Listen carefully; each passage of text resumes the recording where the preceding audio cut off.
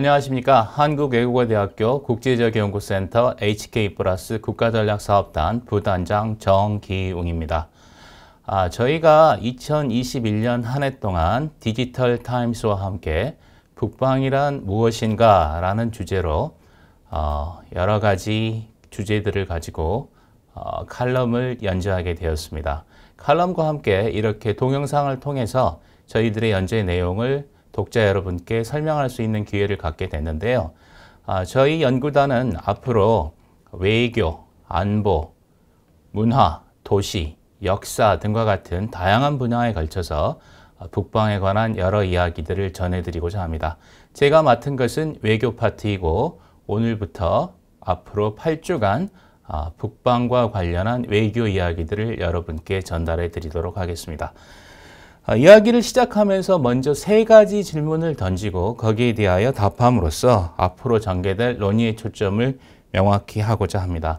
가장 먼저 던질 질문은 북방이란 무엇인가 라는 겁니다.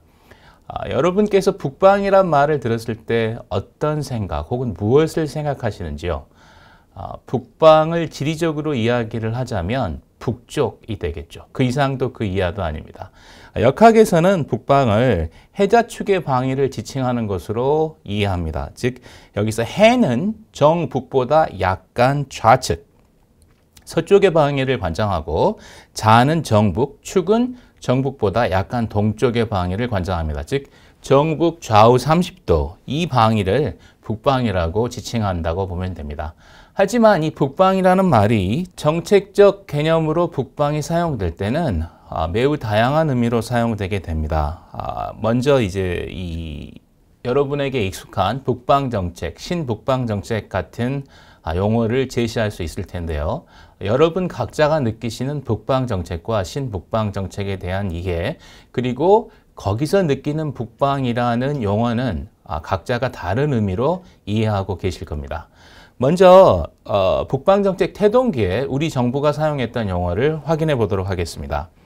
국립외교원의 전신인 외교안보연구원에서는 북방외교는 한국 북쪽에 있는 소련, 중국, 북한과 개별적으로 2개 국가 동시에 혹은 중소 북한과 동시에 관계 개선을 구하는 외교정책과 외교행위를 뜻함이라고 정의했었습니다.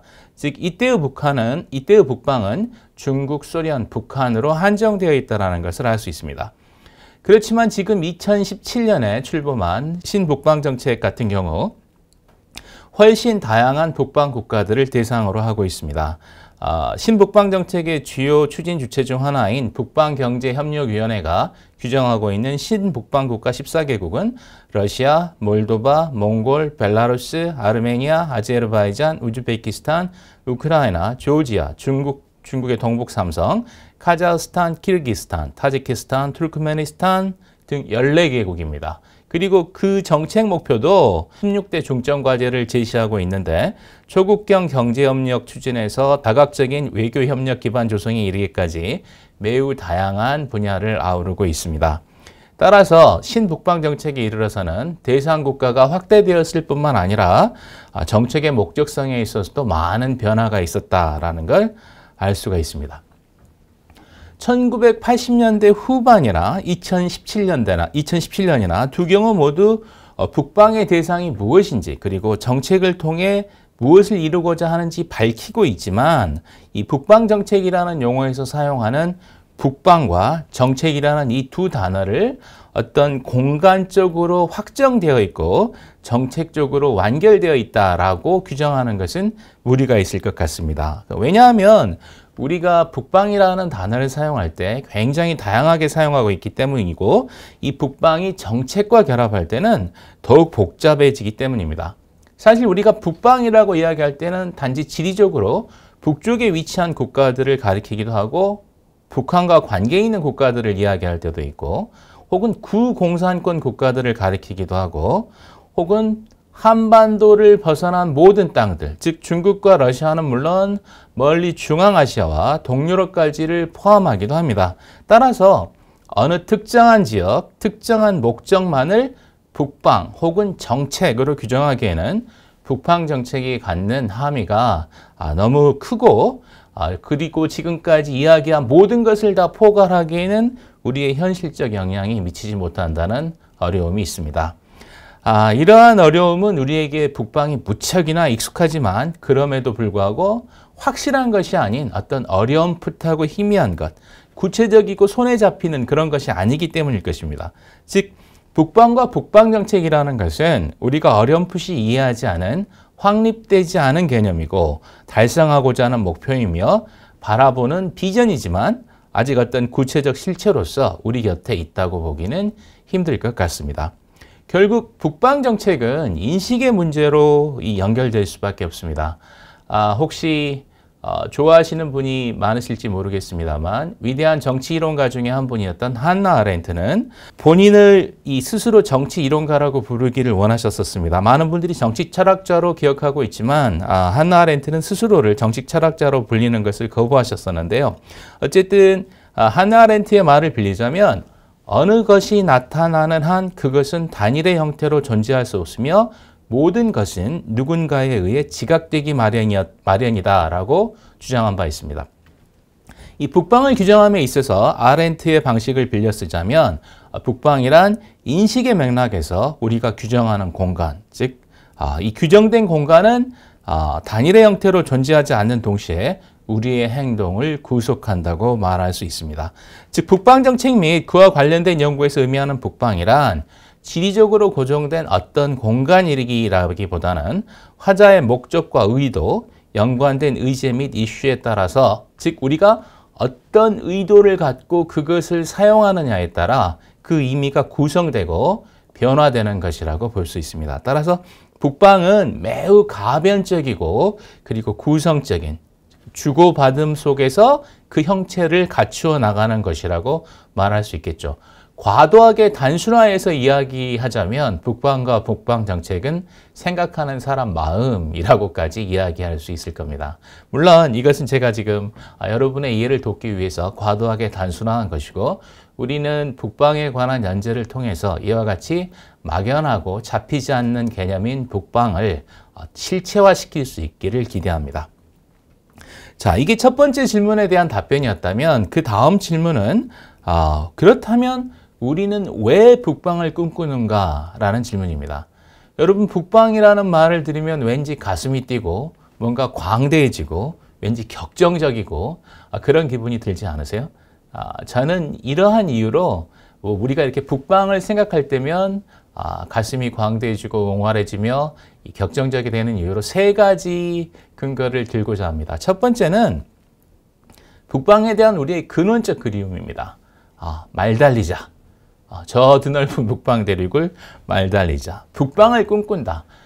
신채호 선생께서 조선 상고사에 보여주었던 이 상고시대 한국사의 웅장한 모습 그리고 지난날 강가에서 말 달리던 선구자라는 표현으로 우리가 기억하고 있는 잃어버린 고토에 대한 향수 그리고 대륙에 대한 갈망 이런 것들은 우리 가슴 깊은 곳에 자리하고 있다는 것을 부인할 수 없을 것입니다. 이러한 접근법은 사실 과거에 기반을 둔 것이긴 하지만 역사적 역사적 기록에 근거한 어떤 우리의 그리움이 투사된 것으로서 잃어버린 고토에 대한 향수 그리고 우리 피 속에 흐르고 있다고 간혹 주장되어지곤 하는 혹은 우리가 그렇게 믿고 있는 북방 DNA 존재가 우리로 하여금 북방을 꿈꾸게 한다라고 생각합니다. 두 번째는 매우 현재적이고 현실적인 이유로서 우리의 영토 확장, 이 민족주의적인 이 시각에서 실제적인 영토를 확장하자라는 것이 아니고 우리의 경제적 영토 확장 혹은 활동 반경의 확장을 위한 어떤 그 북방에 대한 그리움입니다. 즉 전쟁의 폐허를 딛고 일어난 이래 북미 대륙을 시작으로 유럽, 아시아, 중남미까지 우리의 경제 영토를 확장해 왔는데요. 지금 사실 세계 어느 곳을 가나 한국 물건과 한국 사람을 찾을 수 있죠. 하지만 우리들의 이미지 속에서 북방에는 상대적으로 진출이 덜 되어 있다라는 느낌이 있습니다. 꼭 사실이 그런 것은 아닙니다만 어쨌든 우리의 경제 영토를 확장하고자 하는 그러한 갈망이라고 할 수 있을 것입니다. 세 번째, 마지막으로는 우리가 북방을 꿈꾸는 마지막 이유는 바로 미래에 대한 희구, 즉 통일에 대한 갈망입니다. 오늘날 여러분에게 있어서 우리의 소원은 통일이라는 이 관용구가 어떻게 다가가는지는 잘 모르겠습니다. 하지만 이 우리의 소원은 통일이라는 말을 마치 흘러간 관용구처럼 파악하고 있는 오늘날의 세태 속에서도 우리의 가슴 속에는 언젠가 하나 될 한반도, 언젠가 하나 될 한민족에 대한 깊은 갈망이 자리하고 있습니다. 그리고 이러한 통일을 이룩하기 위해서는 러시아와 중국의 협력이 필수적이고 북방 국가와의 공존과 협력을 통해서만이 한반도 통일, 동북아 평화, 그리고 홍익인간의 꿈의 실현이 가능할 것이라고 생각하기 때문입니다. 즉, 북방에 대한 우리의 꿈은 과거와 현재, 미래의 이 세 측면을 모두 포괄하고 있다고 볼 수 있고, 즉 대륙을 말달리던 이 호방함이 오늘날 우리가 이룩한 경제 성장과 그리고 세계적인 존재감으로 재현되었고, 다시 하나 된 한민족과 한반도에 대한 기대가 우리로 하여금 북방을 꿈꾸게 하고 있다. 이렇게 말씀드릴 수 있을 것입니다. 자, 그렇다면 마지막으로 던지는 질문은 과연 우리가 꾸는 꿈은 실현될 것인가?입니다. 앞에서 던졌던 두 개의 질문, 즉 북방이란 무엇인가, 그리고 우리는 왜 북방을 꿈꾸는가에 대해서 제가 설명을 드렸지만 우리가 꾸는 꿈은 경제적 번영일 수도 있고 통일일 수도 있으며 한류의 용성을 통한 문화 영토의 확장일 수도 있습니다. 우리가 꿈꾸는 북방이 실현될 수 있을 것인가? 라고 물었을 때 된다 라고 말씀드릴 수 있으면 좋겠지만 사실 그것은 쉽지 않은 일입니다. 하지만 한 가지 부인할 수 없는 사실은 우리가 지금 꿈은 실현될 것이다 라는 믿음을 갖고 그것을 현실화하기 위해 노력하고 있다라는 것입니다. 우리가 이러한 꿈의 실현에 대해서 믿음을 가질 수 있는 것은 사실 우리 국가의 그리고 우리 민족의 힘과 위상이 상승되었기 때문이기도 합니다.